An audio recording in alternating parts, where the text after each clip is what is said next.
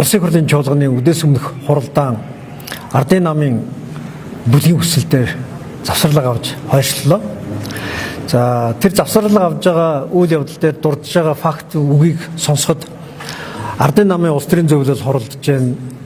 Ардын намын дотор хуваагдал одоо хүртэл байсаар байгаа бөгөөд тэр хуваагдлын хамгийн гол одоо маргаан нь улсын хурлын дарга хэн болох вэ гэдэг дээр сал нэгдэхгүй байгаа байдлаасаа болоод нэлийн ширүүхэн байгаа бололтой байна. Тэгээ бид дахиад нэг зүйлийг сануулах хэрэгтэй байх шиг байна. Энэ хаврын чуулган дөнгөж эхлэнгуут улс төр дээр ямар асуудал болсон бэ гэхээр улсын хурлын даргыг аль нэг намын дарга байлгахгүй. Улсын хурлын даргатай холбоотой асуудлыг аль нэг нам дангаараа өөрийнхөө байшинд эсвэл удирдах зөвлөлийн төвшин шийдвэрлээд бусад одоо нам руугаа бие улсын хурл руу тулгадаг байдлыг бол дэвчихгүй гэдэг ийм л зарчмын байр суурийг арчлан нам тавьсан. Тэгээ ардын нам мөн л адил өмнөх арга барилаараа бол ажиллаж явах шиг байна. Тэгээ бид бол дахин нэг зүйлийг сануулж байна. Улсын хурлын дарга гэдэг бол парламентыг тэр дундаа олон намын төлөөллөхийн парламентыг хэвийн ажилуулах, парламентын дархлааг хамгаалах, парламентын ардчлалыг өөрийг нь ажилуулах тэр гол хэрэгсэл байдаг учраас улсын хурлын дарга гэдэг хүн бол төвийг сагсан төвч байдлаас намуудад ханддаг, өөрийнхөө дэвшиж гарсан олонхын байр суурийг хамгаалдаггүй, өөрийнхөө нэр дэвшиж гарсан улс төрийн намынхаа одоо улс төрийн дотоод өрсөлдөөнд оролцдоггүй тийм албан тушаалтан байх ёстой. Нөгөө төрийн төвч байна гэдэг чинь гол агуулга ерөөсөө улс төрийн намын дотоод улс төрөөс ангид байх ёстой гэдэг юм зарчим тавьж байгаа. Монгол Улсын үндсэн хуулийг би бас та бүхэнд түрүүчийн 4.11 дээр бол тайлбарлаж өгч ирсэн. Монгол Улсын үндсэн хууль дээр маш тодорхой бичсэн байгаа.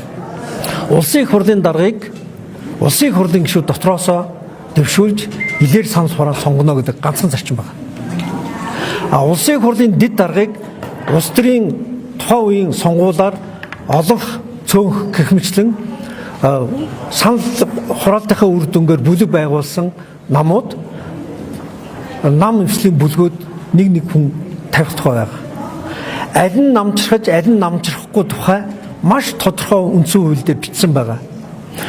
Улсын хурлын дарга бол намжрахгүй. Намжрахгүй учраас нам дээр хуралдах биш, улсын хурл руу оруулж ирж тэр нэр дэвсэн хүмүүсээ хаглах тухай яриа байгаа. Улсын хурлын даргаыг эргүүлэн татах огцруулах асуудал улсын хурлын нийт гишүүдийн 64 хүн гарын үсэг зурснаар эхэлдэг. Тийм учраас үндсэн хуулийн энэ үзэл санааны дагуу 64 хүний гарын үсэгтээ нэр дэвшигч нь улсын хурл дээр орж ирж саналаа хураалах ёстой. Намын бүлгийн эсвэл намын шийдвэрээр биш. Улсын хурлын 126 гишүүний олонхын дэмжлэг авж байгаа хүн нэр дэвшиж орж ирж саналаа хураалган улсын хурлын дарга болох ёстой. Тэгээ энэ зарчмыг бид бол хатуу барина. Энэ зарчмын дагуу бид улсын хурлын тухай хуульд өөрчлөлт оруулах хуулийг өргөн бариад удаж байна. Та бүхэн маш тодорхой санаж байгаа бол одоо улсын хурлыг удирдах байгаа Ж Батэрдэн буюу улсын хурлын дэд даргыг албан ёсоор эрхээ аваад улсын хурлыг удирдах байхад чуулган дээр бид энэ хуулийг өргөн барих асуудлаа гардуул өгсөн. Одоо энэ хуулийг хэлцээ. Энэ хуулийн дээр маш тодорхой заасан байгаа. Улсын хурлын дарга бол намаасаа төдөлзөн.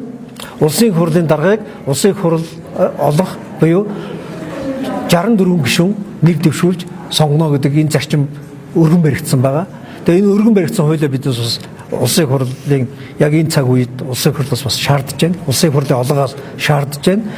Улсын хурл буюу парламентын толгой дээр нам гардаг социализмын үеийг өнгөрсөн. Хуучин бол ардын депутатуудын хурлын толгой дээр нэг нам ноёлж исэн баг. Тэр ганц хурал дээр биш нийгмээр ноёлж исэн баг. Одоо бол бид олон уралж үзэлтэй олон намын тогтолцоотой болсон учраас улсын хурлыг парламентыг олон намынх нь одоо дотооддоо маргаж мэтгэж асуудлаа шийддэг болох ёстой.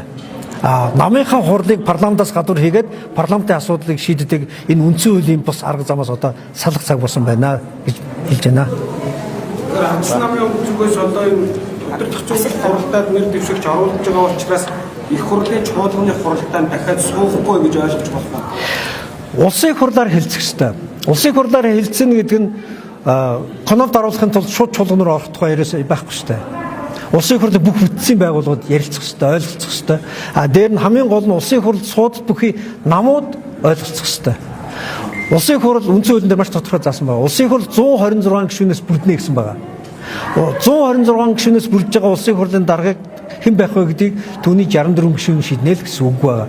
Тэгэхээр намын бүлэг биш, тухайн улсын хурл судлаа нам биш. Үндсэн хууль дээр намын бүлэг, намын тухай улсын хурлын дарга дээр ерөөс бичээгүй. Ерөнхий сайд дээр олох болсон намын бүлгийн тухай ярьсан. Улсын хурлын дэд дарга нар дээр нам нийслэлийн бүлгийн тухай ярьсан.